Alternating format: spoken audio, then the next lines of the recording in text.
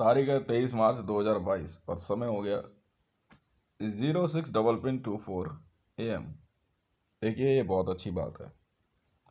भारत में और पूरे विश्व में बहुत से ऐसे मिलिट्री जनरल्स हैं, बहुत से मेरे ऐसे कमांडोज हैं जो मेरे लिए मेरे यार दोस्त भाई पिता पुत्र रिश्ते नातेदारों की तरह हैं और हैं भी। उनका कहना है, बहुत से मेरी माताएं बहनें मेरी मित्र सखी जीवन संगनी मुझे चाहने वाली मेरी शुभचिंतक हैं, जो वो चाहती हैं कि मैं युद्ध में ना उतरूं। मैं आपको एक बात बताता हूँ, कुछ धर्म ऐसे होते हैं जिसका पालन करना ही होता है, और बिना उस धर्म को पूरा किए व्यक्ति के कार्य और उसके कर्म पूरे नहीं होते हैं। युद्ध भूमि संसार में सबसे बड़ा व्यक्ति का कर्म क्षेत्र माना गया है। परिवार में आकर के व्यक्ति पिता भाई पुत्र का धर्म निभाता है, पर एक राजा का धर्म युद्ध क्षेत्र में उतरने के बाद ही पूरा होता है। आपकी चिंताएं व्यर्थ नहीं है मेरे प्रति, पर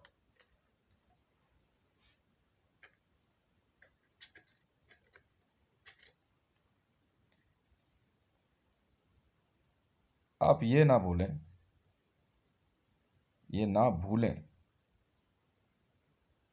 कि क्षत्रिय धर्म और क्षत्रिय ही युद्ध भूमि की शोभा बढ़ाते हैं।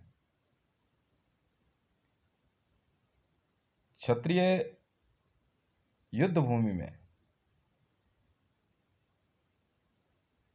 युद्ध क्षेत्र का संचालन, उसका संरक्षण करते हैं। जिस प्रकार एक व्यक्ति अपने घर परिवार का संरक्षण करता है, इससे कोई फर्क नहीं पड़ता है कि वह एक है या अनेक है।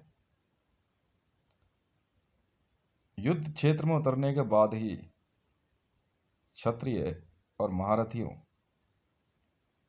की असल परीक्षा होती है। युद्ध के क्षेत्र में, और युद्ध किस प्रकार का होगा ये कभी तय नहीं होता। बिना उसमें उतरे इस धर्म का पालन नहीं हो सकता है।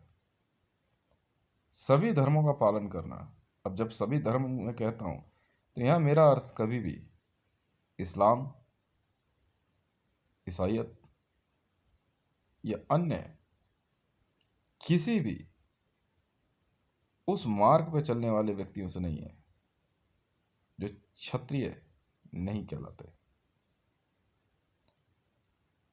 हम क्षत्रिय हैं। जब मैं अपने आप को क्षत्रिय बोलता हूं तो ये जातिवाद नहीं है। क्षत्रिय धर्म ये हमारी वीरता है,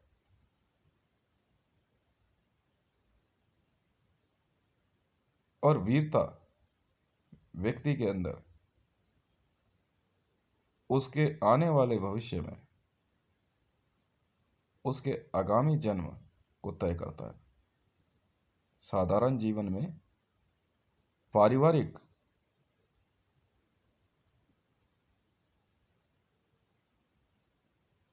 क्षेत्र को सजाना ग्रह कहला सकता है, परंतु क्षत्रिय ठीक उसी प्रकार से युद्ध भूमि को सजाते हैं जिस प्रकार से एक स्त्री अपने आने वाले पति के लिए, जो कहीं से व्यवसाय करके वापस आता है, अपने घर को सजाती है, भोजन बनाती है। हम युद्ध क्षेत्र की वो स्त्रियां हैं, बिल्कुल हैं। हम युद्ध क्षेत्र की वो शक्तियां हैं, वो महाशक्ति हैं जो रणभूमि में उतरने के बाद कात्यायनी का स्वरूप धारण करते हैं। हम ही क्षत्रिय हैं, हम ही कात्यायनी हैं, हम ही काली और हम ही दुर्गा हैं।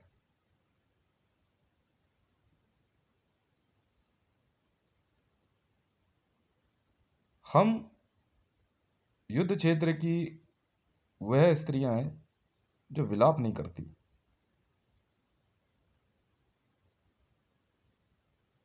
हम उस समय उस युद्ध भूमि को श्रृंगार से सजाते हैं। शत्रुओं का लहू, उनका खून देखे बिना हमारा दिन पूरा नहीं होता। वहां हमारे अंदर, हमारे पुरुषार्थ के अंदर एक स्त्री का जन्म होता है, एक महाशक्ति का जन्म होता है, जो इतनी विभीषिका लेके उतरती है कि सामने का वाले का पूरा ब्रह्मांड कांप उठता है। सबके अपने ब्रह्मांड हो सकते हैं, पर महारथी किसी का भी ब्रह्मांड शून्य कर सकता है। हम सनातन धर्मियों के बारे में विश्व के कुछ लोगों को जो है ना, बहुत बड़ी गलतफहमी है। इनको ऐसा लगता है कि कुछ टेक्नोलॉजीज,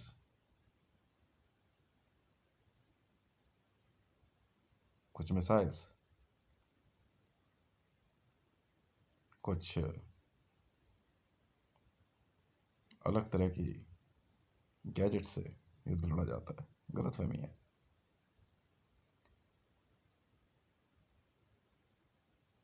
वह वीर ही क्या, वह महारथ ही क्या जिसके हाथ में तलवार ना हो, चाकू ना हो।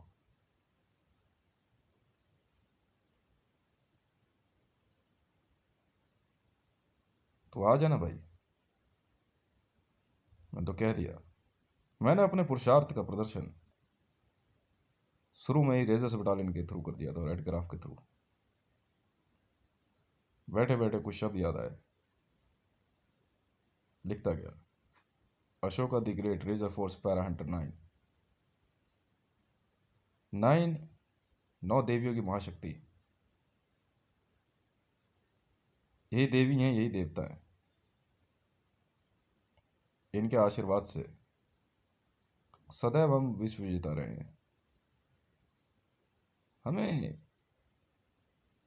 हम किसी के घर में नहीं झांकते। हमें कोई कभी कभी कोई मतलब नहीं रहा है विश्व में कौन क्या कर रहा है। ना हम किसी को उकसाते हैं।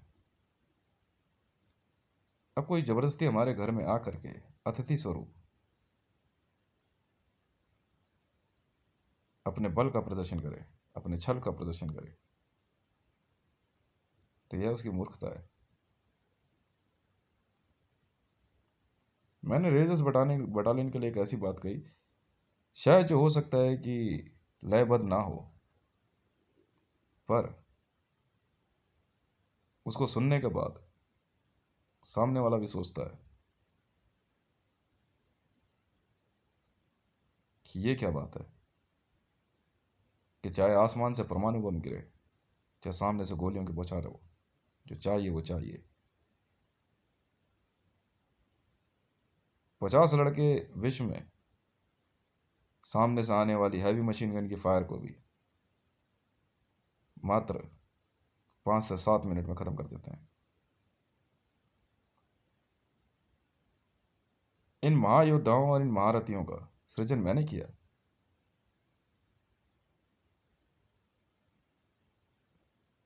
मैं युद्ध में उतरने के लिए ललायत नहीं हूं, पर हाँ ये जरूर है कि सामने वाले को मैं अपना असली रूप दिखा दूं। मैंने एडग्राफ बनाई, Ashoka the great, razor force para hunter 9। ये उन आतंकवादियों को जवाब था जो कहीं पे भी ब्लास्ट करने में अपनी आप को बहुत वीर समझते हैं। हमने कहा बस इतनी सी बात।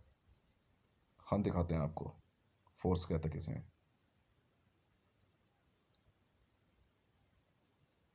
मरने वालों की लाशें नहीं गिनते हम, जो गया सो गया। मेरा होगा तो वापस जरूर आएगा।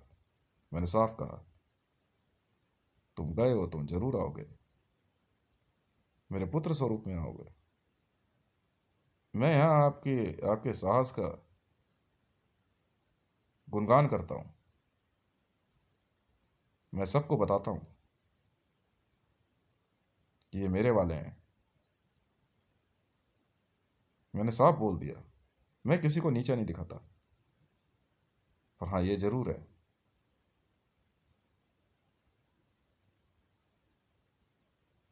कि इतना नीचे गाड़ देंगे ना तुम्हें कि खोदे नहीं निकल पाओगे। बहुत अच्छी बात है। अभी तो सिर्फ सैन्य निरीक्षण चल रहा है। भारत के अंदर छुपे हुए गद्दारों को हटाना है। मैं भारत में छुपे हुए सभी उन धर्मों के लोगों को साफ कह देना चाहता हूं कि आप यहां बैठ के प्रभु श्री राम का विरोध करेंगे और मैं आपको बर्दाश्त कर लूंगा। वाह भाई वाह। आप मुझे गुरु नानक के लिए फोर्स करते हैं। बेवकूफ़ी है सर, कोई फ़ायदा नहीं है। आप मुझे प्रोटेस्टेंट ईसाई या फॉलोअर ऑफ मोहम्मद, बेवकूफ़ी है आपकी, कोई फ़ायदा है नहीं। मैंने तो एक बार साफ कह दिया था, मैं वो हूं जो आप कभी नहीं बन सकते। आपको मैंने कई बार समझाया, मैं किसी की नहीं सुनता। भारत के अंदर अगर मीडिया न्यूज़ चैनल को ऐसा लगता है तो मैं आपको एक बात बोलता हूँ, कुछ युद्ध नीति ऐसी भी हो सकती है जो छद्म रूप से चले। पर हाँ, ये ज़रूर मैं कह रहा हूँ, जो मैंने ऑर्डर दे दिए, जिन आदेशों को मैंने कह दिया, मेरी रेजर्स बटालियन और एडक्राफ्ट वाले किसी का इंतजार नहीं करते। संख्या में कौन कितना बचा है हमें इससे फर्क नहीं पड़ता। मैं तो साफ कहा था, स्त्री हत्या, स्त्री वध हम नहीं करते। पर हाँ, ये जरूर है कि युद्ध का अंत किस प्रकार किया जाता है मैंने समझा दिया था। भारत के अंदर एक व्यक्ति अगर शांति पाठ, शांति काल या युद्ध ना होना या मानवता की दुहाई देता है तो वह कदापि मेरा शुभचिंतक नहीं है।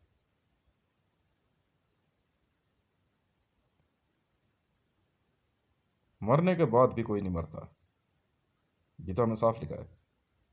मुझे बस यही बात समझ में आई थी गीता में, गीता उपदेश में प्रभु श्री कृष्ण ने साफ साफ कहा अर्जुन को कि यदि युद्ध में तो मारा गया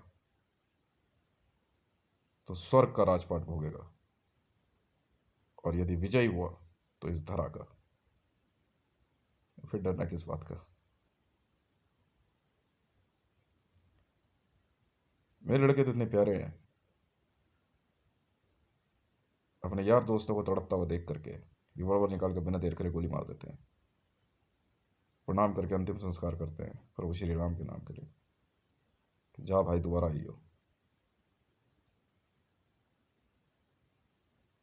बाकी सब चिंता छोड़ दे। मैंने तो साफ कहा था, जो श्री राम का नहीं वो मेरे काम का नहीं। इसके अलावा मेरा कोई थंब रूल नहीं है। मुझसे पूछते हैं आप हो कौन? श्री राम भक्त हूँ।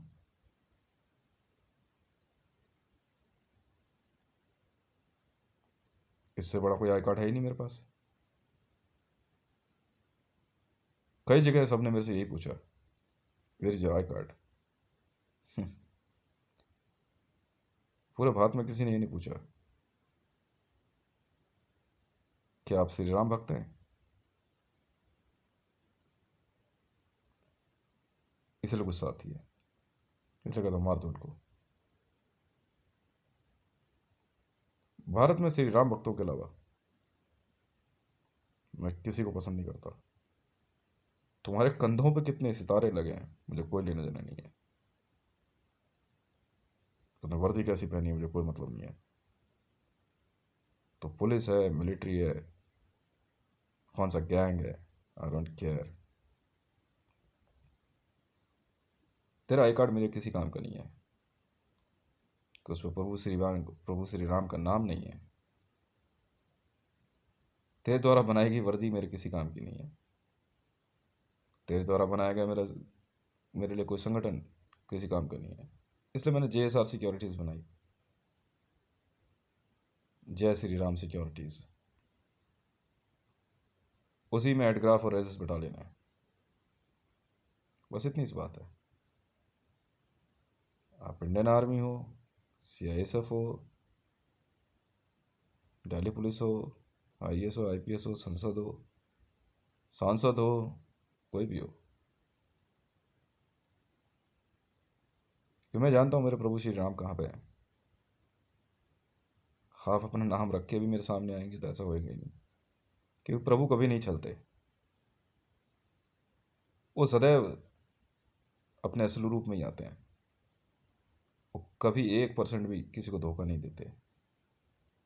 वो साक्षात स्वयं आकर बात करते हैं। इसलिए कोई यहाँ पे अपना नाम कुछ भी रखे मुझे फ़र्क नहीं पड़ता। मैं जानता हूँ उन्होंने, क्योंकि मैं उनका भक्त हूँ। इसी बात की तो होड़ लगी है। और लाइन है किस बात की? बस अब जिसने आना आ जाओ भैया। बाकी उसके अलावा मुझे कोई वर्दी पसंद नहीं है।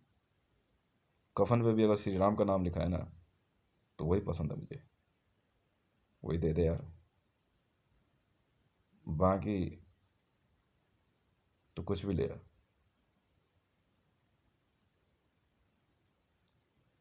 इसके अलावा मैंने कुछ समझा ही नहीं,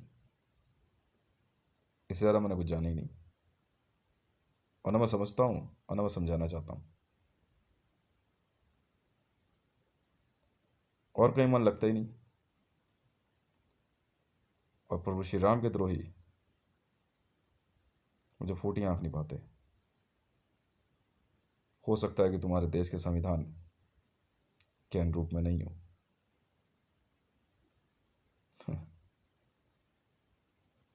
भैया आप अपना संविधान अपने पास रखो।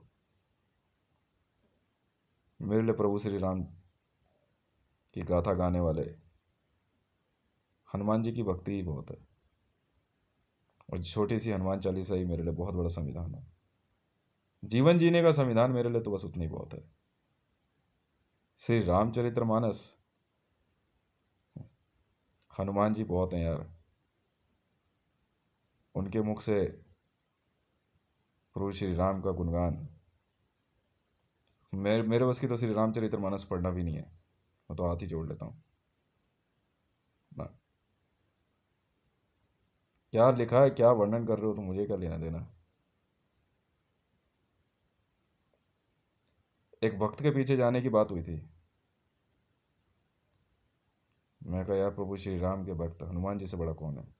मैं साहब आप ही के पीछे चलेंगे और फिर नहीं जानते हम किसी को। कहते श्री राम रसायन तुमरे पासा, सदा रहो रघुपति के दासा। जिस दिन मुझे ज्ञात हुआ ना कि मैं श्री राम ठाकुर कुल में जन्मा हूँ, मैंने हाथ ही जोड़ लिया बाकियों से। तो जा भैया जा। इससे इससे इससे इससे बड़ी चीज़ तो कुछ है ही नहीं मेरे लिए। इससे बड़ा ज्ञान मेरे लिए कुछ नहीं है। इस बार मैंने कुछ सोचा ही नहीं। जिस प्रकार से जीवन जीना है वैसे जीता रहूंगा। प्रभु प्रभु की भक्ति मेरे लिए किसी भी गुरु की भक्ति से ज़्यादा बड़ी है। मैं किसी गुरु को कुछ नहीं समझता। होगा तो कोई जाना है यहाँ से। होगा तेरा कोई मंत्र, होगी कोई तेरी विद्या। साधारण से जीवन में एक हनुमान चालीसा का पाठ बहुत है। इतना ज्ञान बहुत है और कुछ दिमाग नहीं लगाता। बस यही सोच के अपना जीवन जिए जाता हूँ। और जब जब इन श्री राम द्रोहियों को देखता हूँ ना, तन बदन में आग लगने लगती है। जब जब फिल्मों के पर्दों पे देखता हूँ ना इनको सनातन धर्म का मजाक उड़ाते हुए, बहाने से अपनी राजनीति, अपनी वाहवाही लूटने के लिए, जी में आता इनकी खाल खींच लूँ।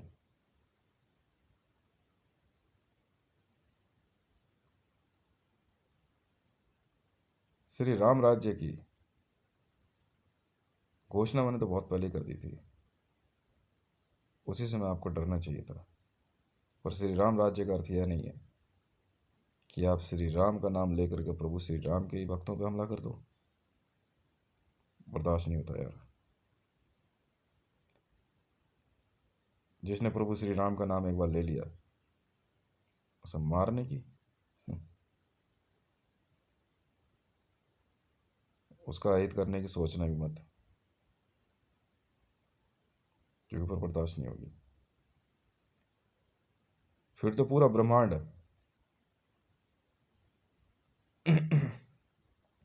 तुम्हारे लिए ना भागने के लिए छोटा पड़ जाएगा। मैं जितने बड़े महाअस्त्रों का इस्तेमाल कर सकूंगा मैं वो कर दूंगा, पर हर प्रभु श्री राम के द्रोही को मार दूंगा। तुम मेरे प्रभु से ना बड़े थे, ना हो, ना कभी बन सकते हो। तू कितना ही बड़ा गुरु हो, मेरे साहब से बड़ा नहीं है तू। तू अपना नाम मेरे प्रभु से बड़ा लिखना चाहता है, एक खाल खींच लूंगा। भारत के अंदर अगर भारतीय सेना में किसी को भी ऐसा लगता है कि बंदूकों से हमें डरा सकते हैं, तो आपकी गलतफहमी है। रेजर बटालियन के पीछे का एक सीधा सा कॉन्सेप्ट था। जब इन्होंने मेरी वर्दी और मेरे हथियार देने से मुझे मना कर दिया, तब मेरी टीम ने चुपचाप, जो इनकी बटालियन में भी थे जो प्रभु श्री राम भक्त हैं, उन्होंने चुपचाप हथियार एक साइड में रख के तलवारें उठा ली। कह रहे ये तुम्हारा हथियार नहीं है, वर्दियां हम खुद बना लेंगे। अब जब मर्जी जहां मर्जी आके मिल ले, देख लेंगे तो कितना बड़ा कमांडो है, देख लेंगे तो कितनी बड़ी एलिट फोर्स है। देखते हैं तेरी बंदूक की गोली में कितनी स्पीड है। Multi shot, multi barrel, we don't care. क्योंकि श्री राम नाम का जाप करने के बाद हम जानते हैं ना, त्यागने के बाद हमें जो संसार दिखाई देता है वो श्री अयोध्या जी है। और साहब हमारा इंतजार करते हैं। सच्चाई है, ये हकीकत है।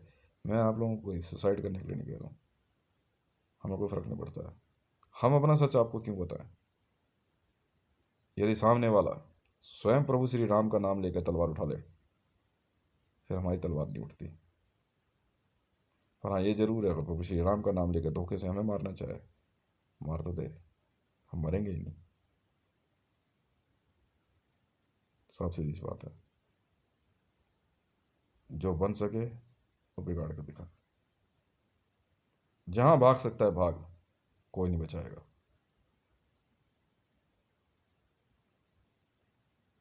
हम तो कई बार अपने साहब के लिए साहब के पास जाते ही नहीं। हम पता जाएंगे पिटाई होगी, नहीं सुनते, काट कूट के फेंक देंगे, याद रख ले। नल्ली पाए खरोड़े चाप गोल बड़ी मगज सीना। और एक बात सुन, मुझे हनुमान मत समझियो, मैं हितेश हूँ, समझा।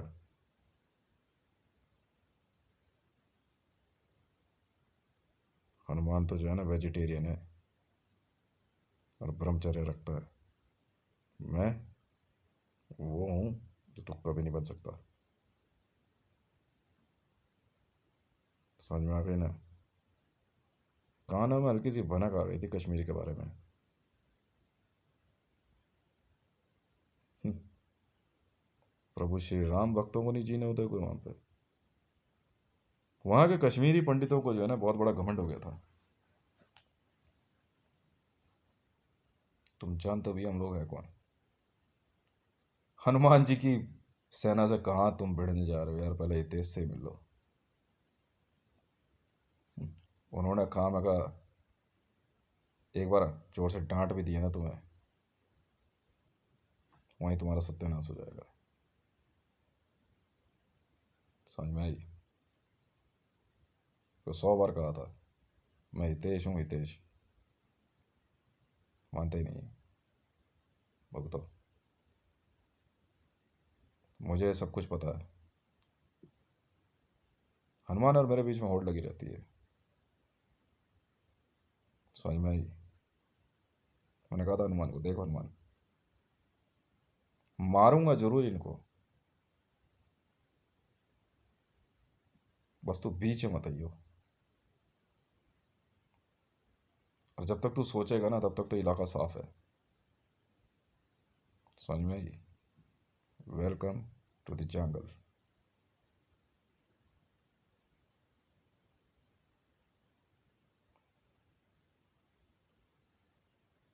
और किसी को कुछ कहना हो तो अपने घर में बैठे रहो और अपने आप से ही कह लो। समझ में आई? अपना अपना घर संभाल लो, कश्मीर के मामले में मत बोलना। इनको मैं सिखाऊंगा, इन कश्मीरी पंडितों और मुसलमानों को और वहाँ रहने वाले सरदारों को। कहा ना, जो प्रभु श्री राम का नहीं वो किसी काम का नहीं।